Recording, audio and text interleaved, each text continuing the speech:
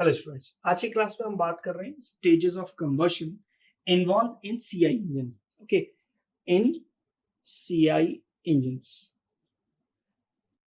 CI means compression ignition engine में combustion की कितनी स्टेजेस होती हैं, कितनी स्टेजेस में कंबशन होता है। ओके, लास्ट क्लास में हमने ये बात करी कि कंबशन डीजल इंजन में या कंप्रेशन इग्निशन इंजन में किस तरह से हो रहा है। यहां पर हमने क्या लगा दिया है, फ्यूल इंजेक्टर। क्या लगा दिया है, फ्यूल इंजेक्टर। ओके, यहां पर आपका पिस्टन है,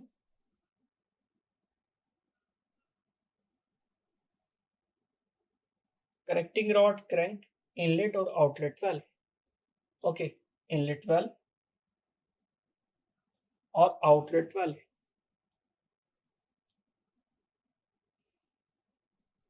इनलेट के थ्रू एयर एंटर हो रही है, उसके बाद हम फ्यूल को क्या कर रहे हैं, स्प्रे कर रहे हैं। उसके बाद हम फ्यूल को क्या कर रहे हैं, स्प्रे कर रहे हैं। ओके, ये यहां तक की कंडीशन हमने पढ़ी है। अब एक्चुअल में इन कंप्रेशन इग्निशन इंजन कंबशन कैसे हो रहा है, कंबशन को कितनी कैटेगरी में डिवाइड किया गया है। Stages of combustion generally exam में कई बार पूछा जाता है। डीजल इंजन में कंबशन की 4 स्टेजेस है। फर्स्ट स्टेज है, एक एक करके समझेंगे हम स्टेजेस। फर्स्ट स्टेज है ignition delay. Ignition delay, okay, ये है first stage. First stage ignition delay का क्या मतलब है, जैसे कि हमने अब हम प्रॉपर कंबशन पे ही फोकस है। अब हम सक्शन, कंप्रेशन या एग्जॉस्ट की बात नहीं कर रहे हैं। अब सिर्फ कंबशन कहां हो रहा है, कंबशन कहां हो रहा है, at the end of the compression stroke. In diesel engine, in compression ignition engine, combustion कहां हो रहा है, at the end of the compression stroke. जब पिस्टन मूव करेगा from BDC to TDC, bottom dead centre से कहां move करेगा, top dead centre की तरफ मूव करेगा, तो जो चार्ज है वो क्या हो जाएगा, कंप्रेस हो जाएगा। तो टेम्परेचर और प्रेशर चार्ज का क्या हो जाएगा, एयर का क्या हो जाएगा, टेम्परेचर एंड प्रेशर बढ़ जाएगा। एंड देन हम फ्यूल को क्या करेंगे, स्प्रे करेंगे। जब हम फ्यूल को स्प्रे कर रहे हैं तो कंडीशन क्या है, नॉर्मल कंबशन में आइडियल कंडीशन हमने क्या मानी कि एयर के कांटेक्ट में जैसे ही फ्यूल आया वो फ्यूल तुरंत बर्न हो गया, उसने इग्निशन के लिए टाइम नहीं लिया। ओके, ये थियोरेटिकल था या फिर ये आइडियल कंडीशन थी। लेकिन एक्चुअल में इन कंप्रेशन इग्निशन इंजन में क्या हो रहा है, डीजल इंजन में क्या हो रहा है, इग्निशन डिले हो रहा है। इग्निशन डिले मतलब वो जलने में थोड़ा टाइम ले रहा है। थोड़ा टाइम ले रहा है इसका मतलब ये नहीं है कि 5 मिनट ले रहा है। बाइक आपकी चल रही है, सॉरी बाइक तो स्पार्क इग्निशन इंजन पे चलती है, कार आपकी चल रही है, या फिर हैवी व्हीकल्स आपके कंप्रेशन इग्निशन इंजन पे चल रहे हैं। ओके, तो इंजन हाई स्पीड पे काम कर रहे हैं, तो जो इग्निशन डिले होगा वो भी बहुत ही माइक्रो सेकंड पे होगा। माइक्रो सेकंड लेगा वो जलने में। ओके, टाइम डिले होगा लेकिन टाइम डिले इतना कम होगा कि वो आपको समझ में नहीं आएगा। ओके, तो टाइम डिले क्या होता है, जब फ्यूल को हमने स्प्रे किया तो फ्यूल को स्प्रे करने के बाद फ्यूल कंबशन चेंबर के अंदर आया, अंदर आने के बाद वो तुरंत बर्न नहीं हुआ, उसने कुछ टाइम लिया। उस टाइम डिले को ही हम क्या बोलते हैं, इग्निशन डिले बोलते हैं। ये इग्निशन डिले क्यों था, इस इग्निशन डिले को भी 2 कैटेगरी में डिवाइड किया गया है।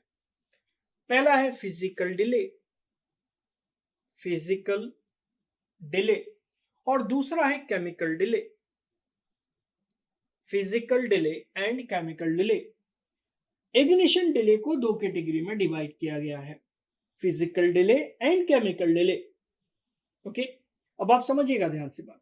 फिजिकल डिले का मतलब क्या था, स्पार्क इग्निशन इंजन में क्या हो रहा था, स्पार्क इग्निशन इंजन में एयर और फ्यूल का मिक्सचर कार्बोरेटर में बन रहा था।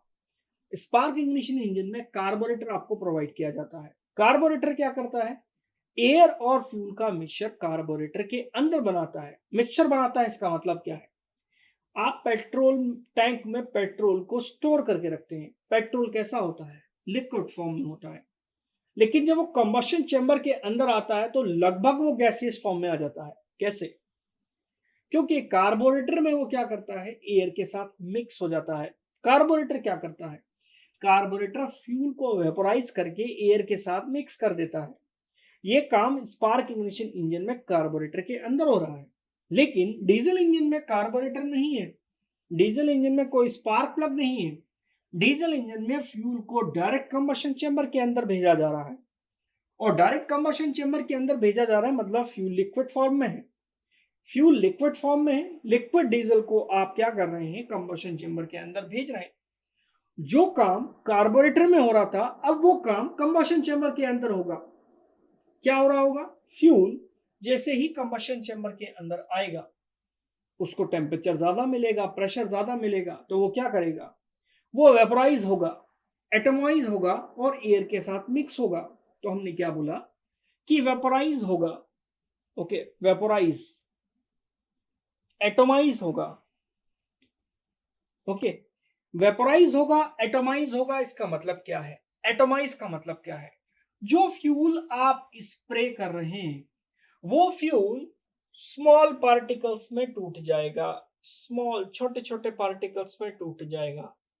इसको बोलते हैं एटमाइजेशन। इसको हम क्या बोलते हैं, atomisation. There are certain factors which affects the atomization of a fuel. Okay, वो चीज हम डिस्कस करेंगे आगे की क्लास में। तो ये छोटे छोटे पार्टिकल में टूट जाएगा। आपने स्प्रे किया फ्यूल को कंबशन चेंबर के अंदर, तो वो कंबशन चेंबर के अंदर आने के बाद छोटे छोटे पार्टिकल में टूट रहा है, तो वो टाइम ले रहा है। ये प्रोसेस में टाइम लगेगा। तो इसको हमने क्या बोला, फिजिकल डिले।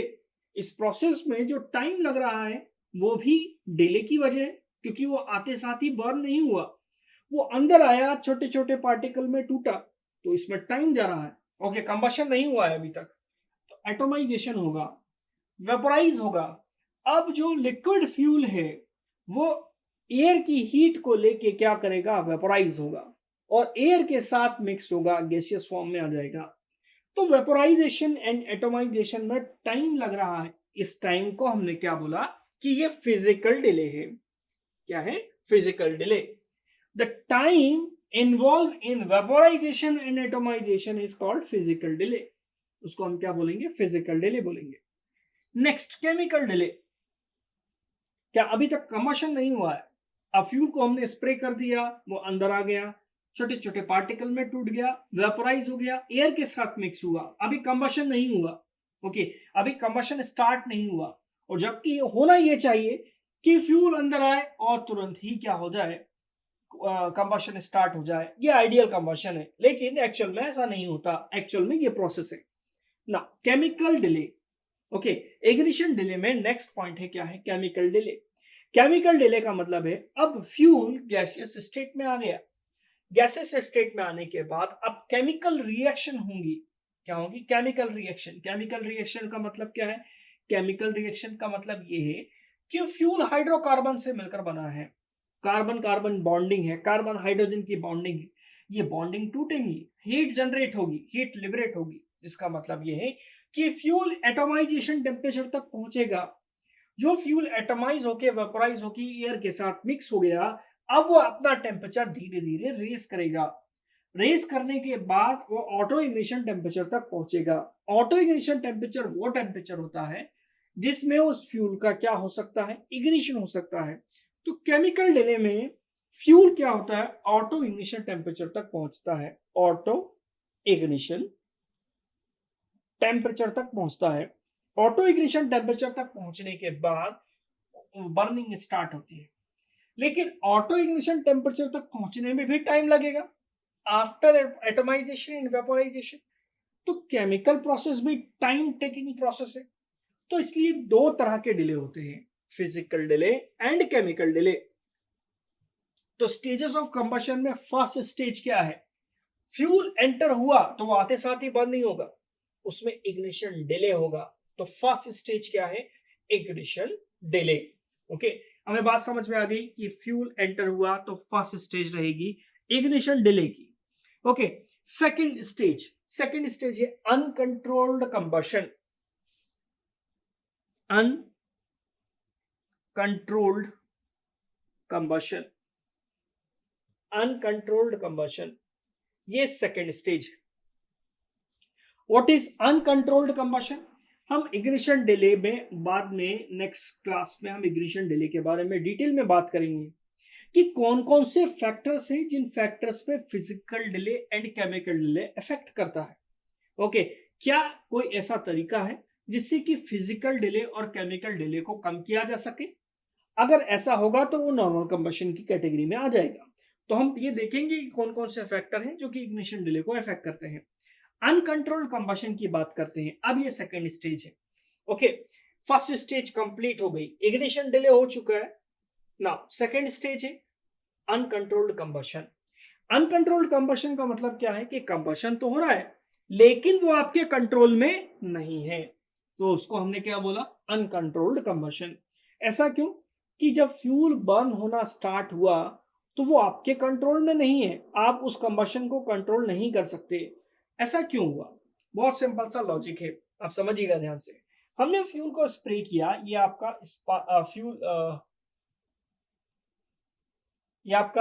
फ्यूल इंजेक्टर है। क्या ये फ्यूल इंजेक्टर? अब इससे आप कंटिन्यूअसली फ्यूल को क्या कर रहे हैं, स्प्रे कर रहे हैं। ओके, कंटिन्यूअसली स्प्रे करने का मतलब ये है कि जितनी क्वांटिटी में रिक्वायर्ड है उतनी क्वांटिटी में आप स्प्रे कर रहे हैं। तो आपने फ्यूल को स्प्रे करना स्टार्ट किया, जो फर्स्ट फ्यूल का पार्टिकल कंबशन चेंबर के अंदर आया वो इतनी प्रोसेस से होकर गुजरेगा। फर्स्ट फ्यूल का पार्टिकल अंदर आया तो वो एटोमाइज होगा, वेपोराइज होगा एंड देन फिर ऑटोमिशन टेम्परेचर तक पहुंचेगा और इग्नाइट होगा। इस प्रोसेस में टाइम लग रहा है।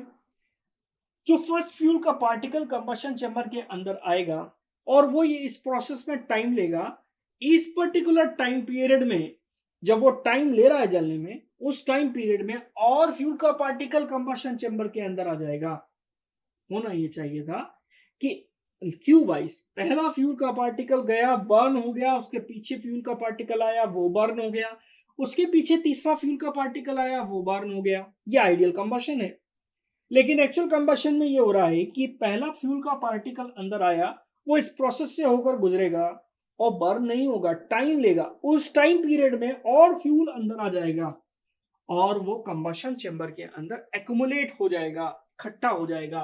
एक्युमुलेट हो जाना, इकट्ठा हो जाएगा।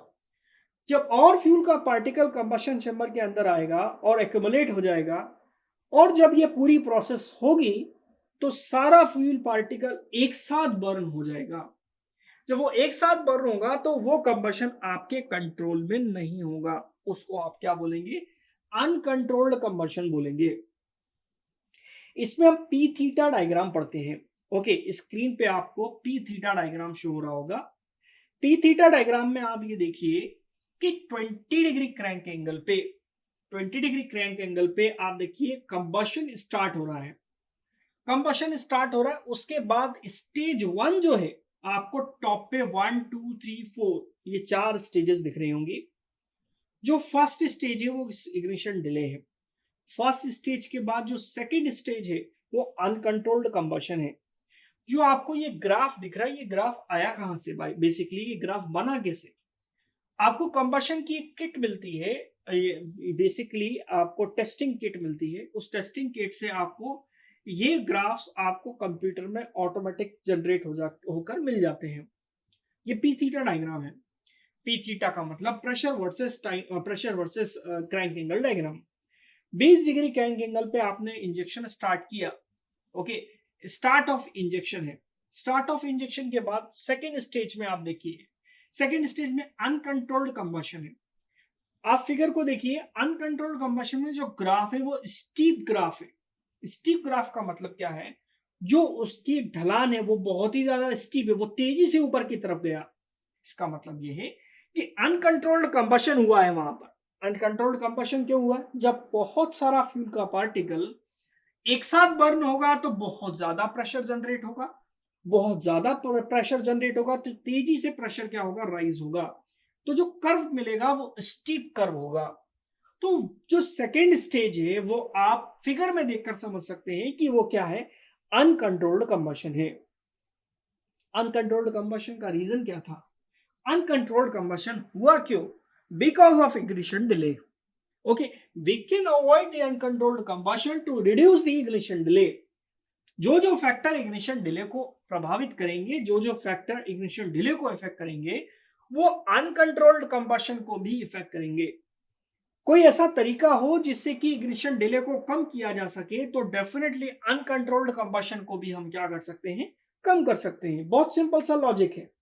अनकंट्रोल्ड कंबशन में जो फ्यूल का पार्टिकल कंबशन चैम्बर के अंदर आ रहा है, वो एक्युमुलेट हो रहा है और एक साथ बर्न हो रहा है। जब एक साथ बर्न हो रहा है तो हाई प्रेशर जनरेट हो रहा है।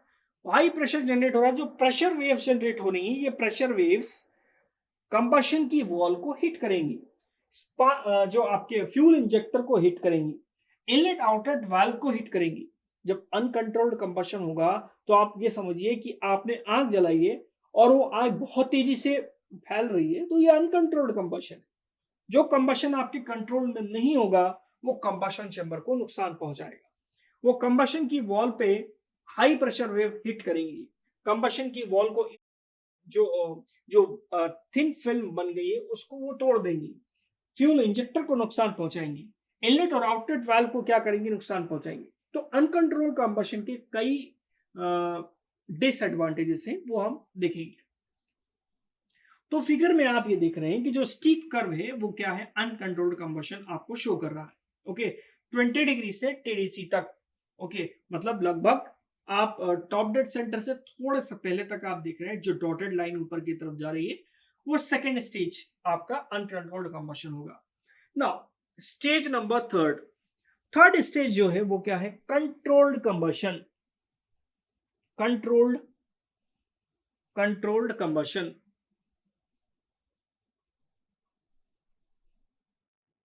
ओके, ये कंट्रोल्ड कंबशन क्या है? अनकंट्रोल्ड कंबशन हम समझ गए कि जो फ्यूल का पार्टिकल था वो कंबशन चेंबर के अंदर इकट्ठा हो गया और एक साथ बर्न हुआ, तो उसको हमने बोला अनकंट्रोल्ड कंबशन।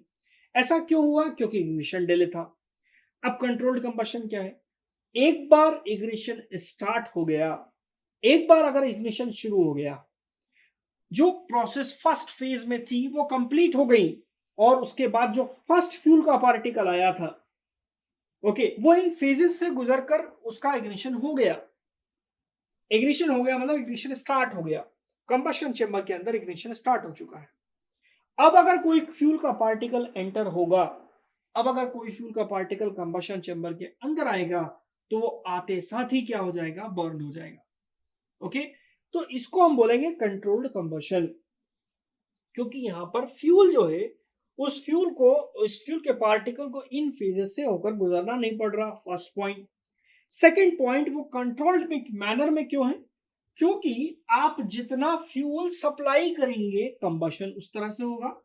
आप कम क्वांटिटी में फ्यूल को सप्लाई करेंगे, आपको पता है कि फ्यूल अब अंदर जाते साथ ही बर्न हो जाएगा, तो आप इस कंबशन को फ्यूल की क्वांटिटी से कंट्रोल कर सकते हैं, इसलिए इसका नाम क्या दे दिया जाता है, कंट्रोल्ड कंबशन। ओके, फ्यूल की क्वांटिटी को हम कंट्रोल करके इस कंबशन को कंट्रोल कर सकते हैं, इसलिए इसको कंट्रोल्ड कंबशन कहा जाता है। कंट्रोल्ड कंबशन क्यों होता है? क्योंकि फ्यूल ऑलरेडी बर्न हो चुका है, ऑलरेडी बर्निंग कंडीशन में है, कंबशन चल रहा है, और उस ड्यूरेशन में अगर आप फ्यूल का पार्टिकल और स्प्रे करते हैं, तो कंबशन चेंबर के अंदर आते ही क्या हो जाएगा, बर्न हो जाएगा। इसको हम क्या बोलते हैं, थर्ड स्टेजेस ऑफ कंबशन, जिसको हम बोलते हैं कंट्रोल्ड कंबशन, जो कि आपको फिगर में पी थीटा डायग्राम में थर्ड पॉइंट से शो किया गया है। ओके, इस कंट्रोल्ड कंबशन में हाई अमाउंट में हीट क्या होती है, जनरेट होती है।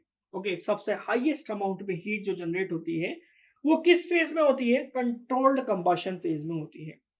इसके बाद जो लास्ट फेज है वो क्या है, आफ्टर बर्निंग। क्या है ये, आफ्टर